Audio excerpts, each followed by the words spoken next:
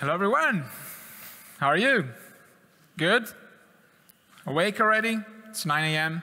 So, yeah, glad to be here speaking at this amazing conference. And let's start. I want you to think about the duration of 1 second. It is fast, right? Counting, gone. But the duration of a second is subjective, and it's depending on the perception of users, depending on the circumstances. On the web, 1 second of loading time improvement can make the difference on how users perceive your website and how they perceive your brand, ultimately. According to a study made on a Renault website, the car brand Renault, 1 second loading improvement can bring to a 14% improvement, so less of users leaving the website at landing, aka bounce rate, if you're into marketing, web marketing, and to a 13% increase in the number of users reaching the website goals. That can be like a conversion rate, it can be, I don't know, filling up a form or buying stuff if you're into e-commerce, okay? Yeah, that's just to say that web performance has an impact on business. And that's just a beginning. More data will come later to show you that. By the end of this talk, you will have a basic understanding of what web performance is and what are the web vitals, how web vitals will impact your business, and ultimately the top recommendations for 2023, which is the most technical part of the talk. So let's start. Yeah, that's me. I'm Verlicchi pretty much everywhere, and I've made tons of websites during my career. Yeah, I started in 2000. Yeah, I did a lot of front-end development, and last 4 years, as I was introduced, I've been working on web performance, and I'm a web performance consultant now for a living. Okay. And from December 2022, I became a Google Developer Expert, which is a program from Google that allows you to have a direct connection with Google, and it's given to thought leaders, and they also allow you to go to conferences, yeah? And that's, I got the badge about web performance. Web performance, I started to be passionate about in 2019 when I was participating to this Google hackathon at Google offices in London. I really like hackathons because you can learn a lot in a short amount of time while having fun. And I highly encourage you to take part or organize hackathons because, yeah, we didn't win anything that day, but we learned a lot and we had fun. Okay, so what are we covering next is the first part is web performance, search engine optimization, and the business impact of web performance. The second is measuring web performance, how you measure web performance, how can you measure web performance. And the third part is the actual improvements for 2023. Okay, let's start. Web performance, SEO, and business impact. So how are your users feeling on your website? Are they happy or are they frustrated? And how do you know, right? So to answer that question, Google created three indicators which are named the core web vitals. One is about the loading time of the website. And the second one is about interactivity, so how the website is responding to user inputs. And the third one is about visual stability, so how the website is stable in terms of layout and while it's loading and also while users are interacting with it. The first one is named largest contentful paint, LCP for friends, because it works, it measures the time during the loading of the website. It measures the time when the bigger element on the page was displayed, was painted on the display. The second time is about, the second KPI, Web Vitals, is about interactivity, and it measures how much time it takes for the website to respond to user interactions, like a click or a keystroke. And the third one is about visual stability. It measures how much the layout moved unexpectedly, so without any user interaction while users were looking at your website. So the larger contentful pane, the good value is below 2.5 seconds, and a poor value is about 4 seconds. The interactivity is about, your website should respond under 100 milliseconds, which is the time to perceive latency for humans. And bad is about 300 milliseconds. And the third one has no unit, because it's just a calculation. It's a fraction of how many pixels moved by how much they moved. Okay, there is a new thing coming in March 2024. The interactivity Web Vital will be replaced with a new one, which is called Interaction to Next Pane, INP for friends. And it's similar to the other one. It still measures the time taken to respond to user interaction. But while the first input delay measured only the first interaction, this INP measures every interaction and measures the time taken from the interaction to the next ability for the browser to paint something on the screen. So to have not have the janky feeling when you're clicking something and, I don't know, for example, a menu button, and yeah, it appears sometimes later. Okay. Okay.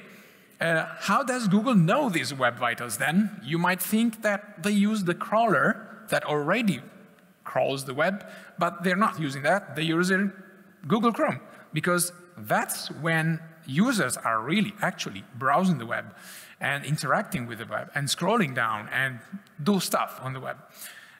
While you're browsing the web using Google Chrome, it sends data to a data repository called Chrome User Experience Report, Chrome User Experience, just that.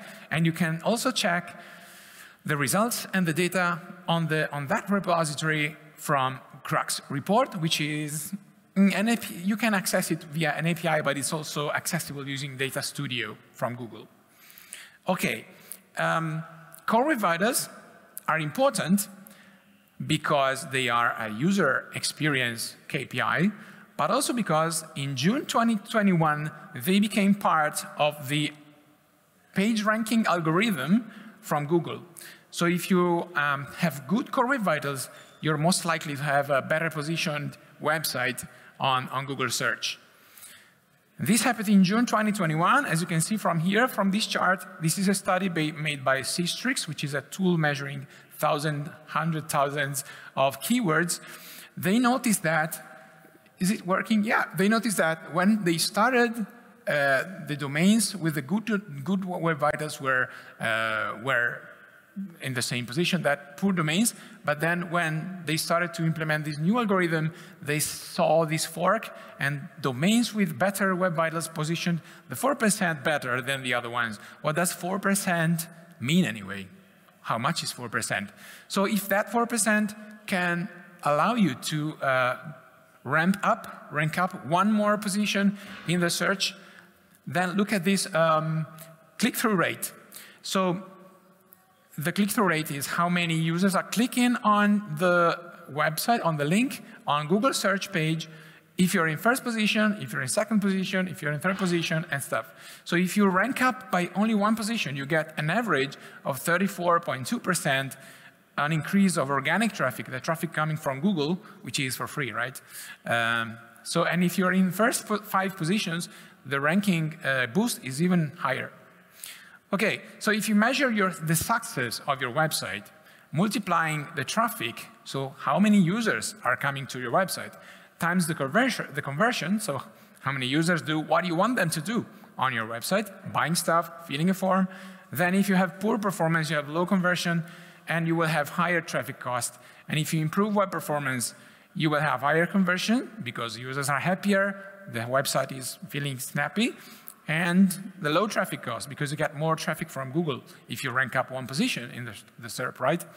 And also the price of Google Ads will go down if you improve web performance. So Google Ads is also taking into consideration the UX metrics, the core Web Vitals. So it's a good way to spend your marketing budget, right? I think. Well, and with the money you save, you can also buy more traffic. Okay, and there is also another advantage, which is sustainability. If you improve web performance in terms of the weight of the website, did you know that shaving off a single kilobyte in a file that is being loaded on 2 million pages reduces CO2 equivalent emissions by an estimated of 3,000 kilograms per month. It's a lot. It's the equivalent of eating 118 kilos of beef and to fly from Amsterdam to New York 5 times. Okay, that's also something to take into consideration. Now to the second part, how to measure web performance. Okay, so there are 2 categories of tools that you can use to measure web performance. One is real user monitoring tools, and one is lab tools. Real user monitoring tools are looking at every web page view on your website. So you have the bigger view of every user browsing your website. And the lab tools allow you to zoom in into one of the page views and get you more details. So what is the difference here? So the real user monitoring tools, they watch every page while users are browsing them. So you have all the data from all users in the world. And real users with real devices, that can be slow devices, fast devices, real connections. So in real connection, network connectivity conditions, like in the metro of London or in conferences, for example, and locations, so from everywhere in the world. User interaction are also taken into consideration because it's real user monitoring tools are actively looking at what users are doing on your website. And they give you a complete dashboard where you can slice and dice data depending on, by country, by market, by browser, by anything. Lab tools, I'll say, so they are good for what? For checking your web performance and spot anomalies. You might have an anomaly, I don't know, if from a certain country the website is specifically slow. Okay? Lab tools, on the other hand, they work on a single URL. So you pass them a URL of the website and they analyze it.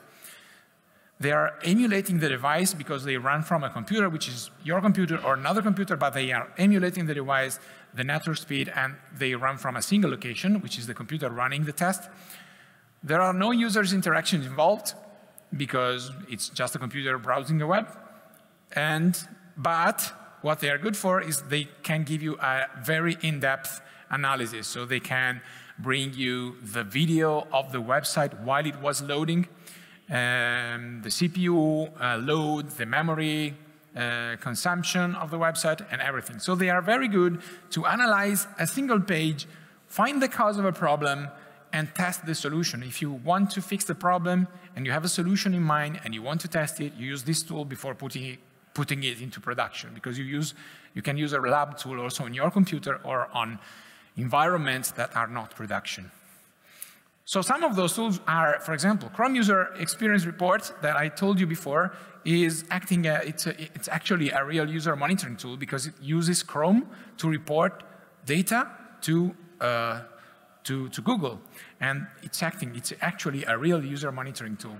Mpulse is one from Akamai. If you're using Akamai, you probably have it. Another one is SpeedCurve. There are more in the market, but I've just come up with these 3 to give you an example. And the lab tools, on the other hand, you might have used them, are PageSpeed Insights and Lighthouse, or Web Page Test by Catchpoint. By show of hands, how many of you has used PageSpeed Insights before? Yeah, it's very popular. One of the lab tools, Chrome User Experience Monitoring. Yeah, a couple, thank you. So it's 10% of the audience. And Mpulse or SpeedCurve, anyone? Yeah, we have Phil in the first row. Okay, and how many of you are using PageSpeed Insight to measure web performance of the website? Yeah? Yeah, maybe not. Maybe not do it, because to check your web performance, you should use a run tool. Yes, you can use PageSpeed Insight because it's practical. They give you these fantastic absolute numbers from 0 to 100, which are easy to understand from your boss and from your client. Yeah, I have 100% of web performance, yeah.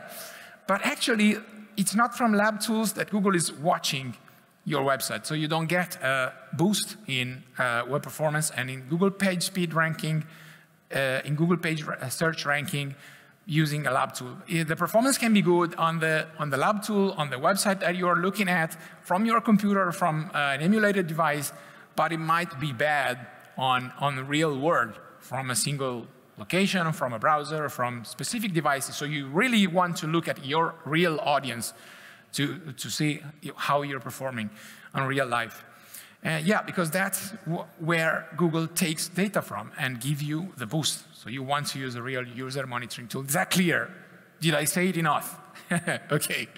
Then, this is the second part of the talk. This is a most technical part. So how you improve web performance.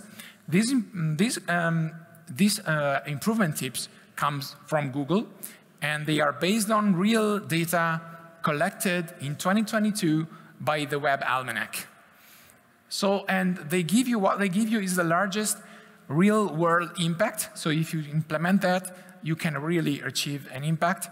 And they are really, they are relevant and they are applicable to most websites, and they are practical and easy to develop for any developer, really. They are quite easy to implement. So the first set of improvement is about the loading time. There are 3 improvements, 3 tips for every Core Web Vital. So we have 3 for loading, 3 for interactivity, and 3 for visual stability. So first one for improving the loading time is ensure the LCP resource is discoverable from the HTML source. Okay, what does it mean? First of all, some data.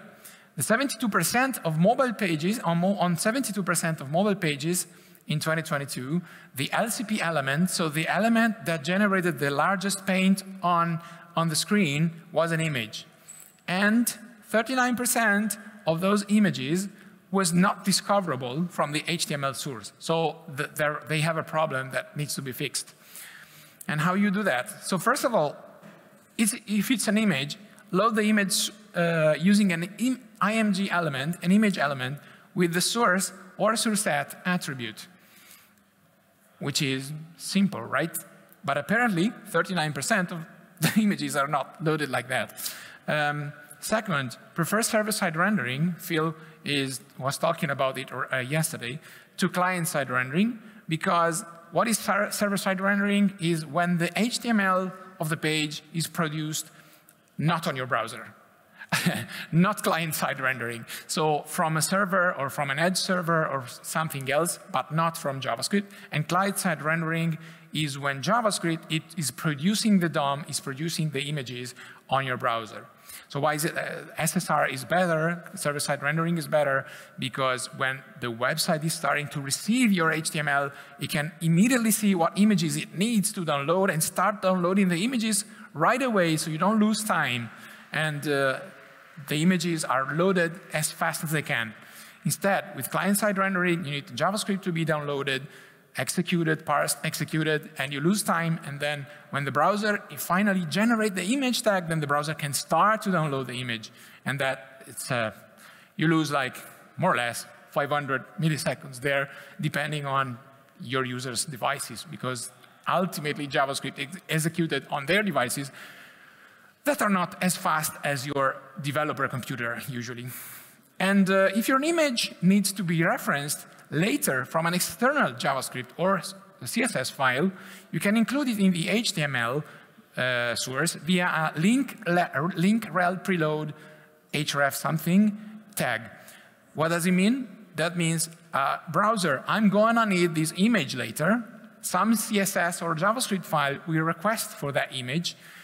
So you download it and save it on your local cache, because then later when it will be required, you will have it and it will be ready. So you are pre-optimizing there, even if it's not the ideal solution. The best solution is to have it on the HTML source. Second tip, also about loading time, ensure the LCP resource is prioritized. So you just can add fetch priority equals height to the image tag of your LCP image. LCP image, meaning the image generating the LCP, right? The largest contentful paint. And yeah, fetch priority high only to that image, not to all images, okay? Otherwise, you know, if everything is high priority, as your project manager might have said, nothing is high priority, okay? Never loading lazy the image which is above the fold, and it's your LCP image. So if it's generating your largest paint, don't lazy load it, because that will lower the priority for the browser and also defer when the image will start loading, and defer all non-critical resources when possible. For example, by moving the JavaScript in the end of your HTML, or asynchronously loading it, resources, or yeah, splitting the code in multiple parts. Defer everything which is not critical to later, okay? Third, to improve loading speed is use a CDN to optimize the document and the resources server time. Server time meaning the time it takes for the server to return that document or resources. What are CDNs? Do you know what a CDN is? How much of you know what a CDN is? Yeah, 50%, okay. So for the others, CDNs are good to serve your content as geographically close to your users as possible. So pretend your web server is in Warsaw and your users are, some of them, in Japan. So when they request something to your website, they need to come to the net request starting from Japan, go to Warsaw, needs to be processed by the server and go back through all Asia again. So you lose time there. Whereas if you have a CDN and you cache on the CDN, then the content can be stored in Japan, and the next time a user from Japan, I'm simplifying, is requesting it, they will be served in a quicker way, okay? And they can cache the content, so the recently requested content can be served again quickly, as I just said. So what you can do, if you're using a CDN, is to increase how long the content is cached for. If you're caching it for 5 minutes, maybe you can cache it for, I don't know, 1 day, 2 days, or forever. You can cache content indefinitely and purge the cache on updates. If you develop something new and deploy, or if you change the content, then you can also evict the cache, and yeah, you have a new version. And then the first user will have a slow experience, but the second one will have it fast because it's cached near to them. You can also move the dynamic logic from your origin to from your origin server, which is your actual server in Warsaw, to the edge servers. Edge servers are the servers on the CDN, for example, for our user in Japan. So you can do, if my user is logged in, show something. If it's not logged in, show something else. This logic, you can do it on your origin server or in the edge server. If you do it on the edge server, you spare the network connection to go to from all Asia, okay? That's it. Second set of improvements, of tips. We are improving here the interactivity. So we are improving the first input delay or the interaction to next paint. The tips I'm showing you are optimizing both of them. Avoid or break up long tasks. Okay, so this is the most technical part. Then there is a part about layout. So this requires a little bit of JavaScript. How many of you are JavaScript developers? Okay, good. 50%, I can go. So tasks are when a piece of discrete work is being executed on the browser. Browsers are single-threaded, and they only have one head to process everything, okay? And they include rendering, layouting, parsing your JavaScript, compiling your JavaScript, and executing your JavaScript. So all of them are tasks. What is considered a long task is this: 50 milliseconds of main thread blocking is the threshold for a task to be considered a long task. And long tasks are bad for users. And guess how many long tasks there were in 2022? The median number of long tasks on mobile devices was 19 in 2022. So yeah, there is space for optimizing that there. So what you can do is to break up long tasks into smaller ones and yielding often to the main thread. What does it mean? That means that you can, so if pretend you are executing a lot of functions in a sequence, And the browser, what it would do, it will execute all the functions in a sequence. And when the functions code will be finished, then it can return to execute the main thread work, which also includes rendering, okay? So if you're executing a long task, you can break it down by yielding often to the main thread. I'm not going into very detail here, but you can consider using APIs such as isInputPending, which is a function that returns a Boolean true if the users are waiting for the browser to respond to their input. So you can check if isInputPending is true, you yield to the main thread.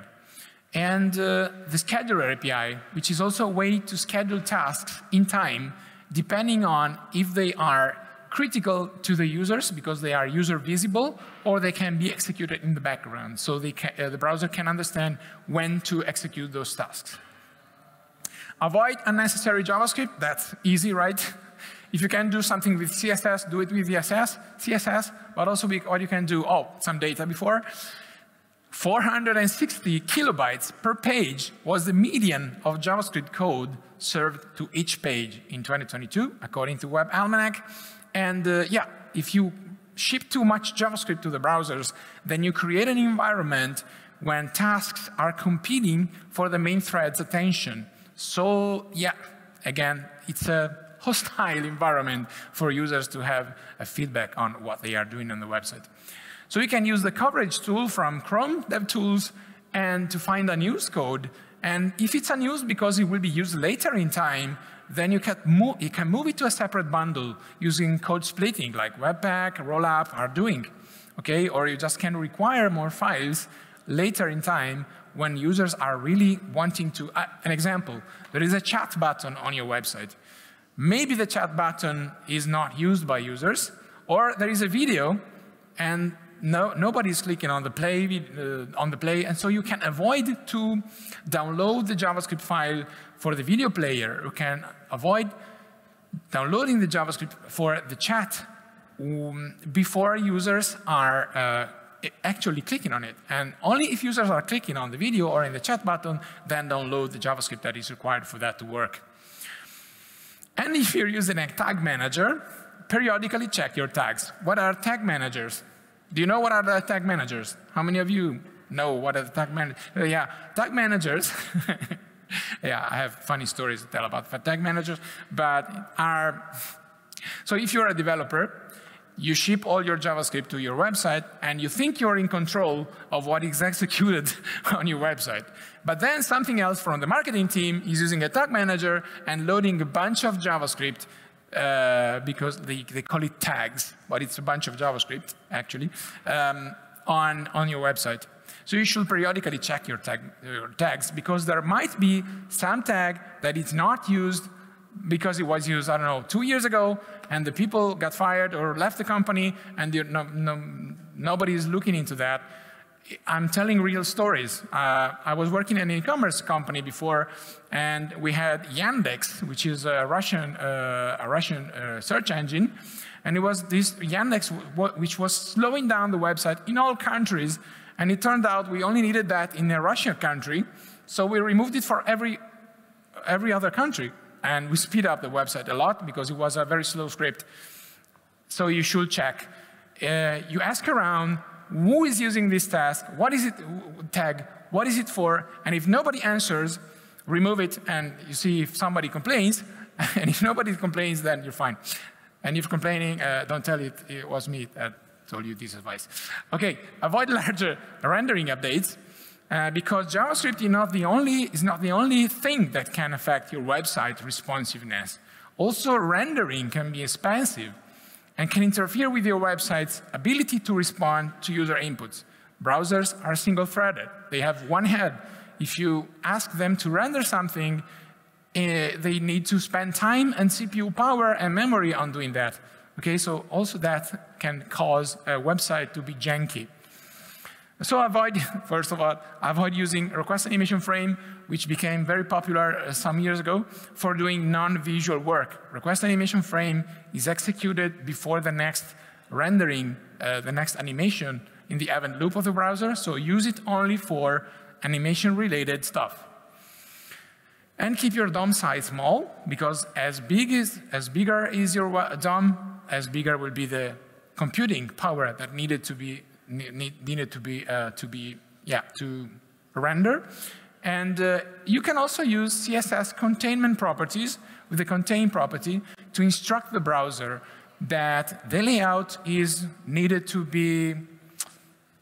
So for example, you can say to this box is only rendering stuff inside the box and not outside of it. So you use contain property and you will, let's say, tell the browser that it doesn't need to care of what is outside the box, and it speeds up the rendering process. This is not an easy task, but if you can achieve that, you can also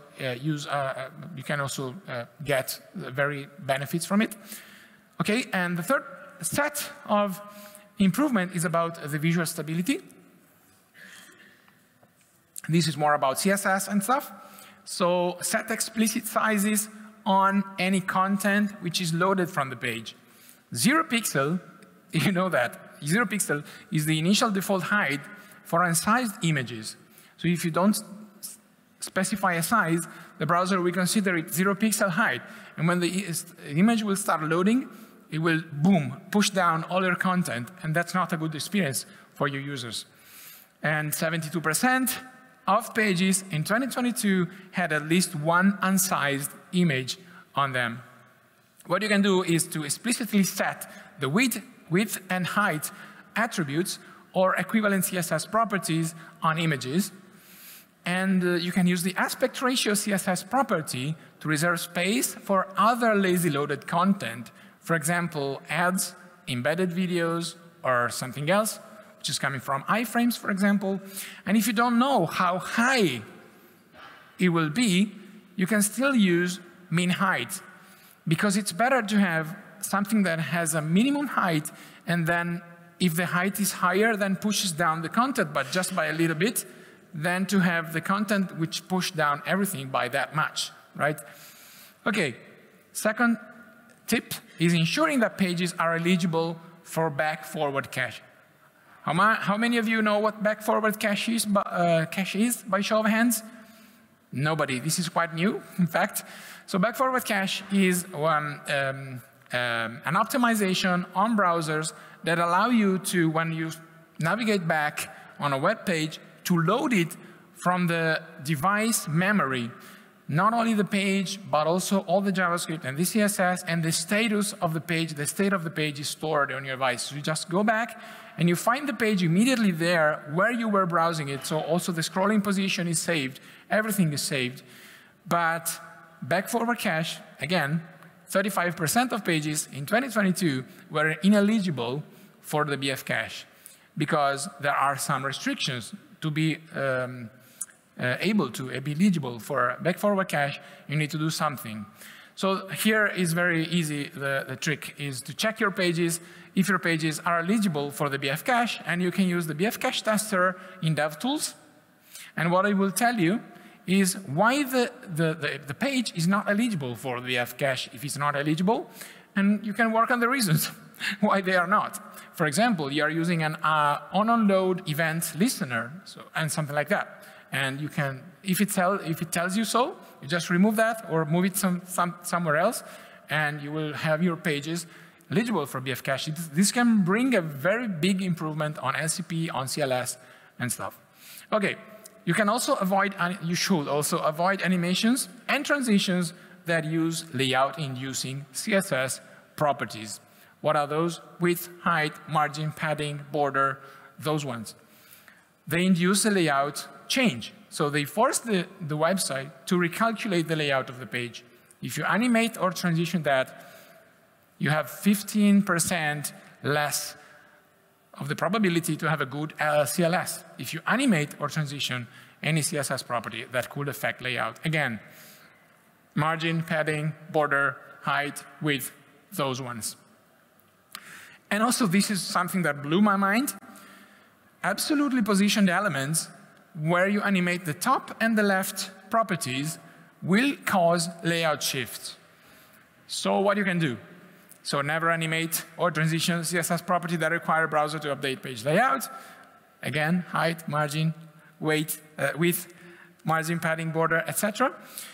And instead of animating the top or left properties on boxes, you can animate transform, translate X, or transform, translate Y, because that doesn't affect the layout of the browser, the layout of the page. They will just move the position around in terms of painting, but it doesn't affect the layout of the web page. So let's wrap up. There are a mountain of recommendations around in the internet, recommendations, tutorials, web pages. But if you really focus on this improvement that I just told you, you can achieve a higher impact, and you can address the problem with purpose and significantly improve your site's core web vitals. So remember that second that I told you at the beginning. Now you know that it can affect the position of your website on Google search, so you can get more organic traffic out of it. You can improve your brand perception and make your users happier on your website and your brand, and improve the conversion rate. So you have more users converting, doing what you want them to do on your website, and also get more traffic, so you're happy. And also you can improve the carbon footprint if you reduce the size of anything, of any asset on your website.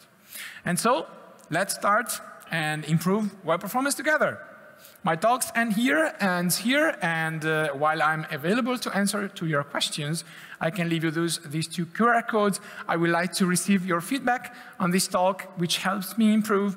And if you want to contact me also to get the slides, you can also contact me on that other QR code. Thank you.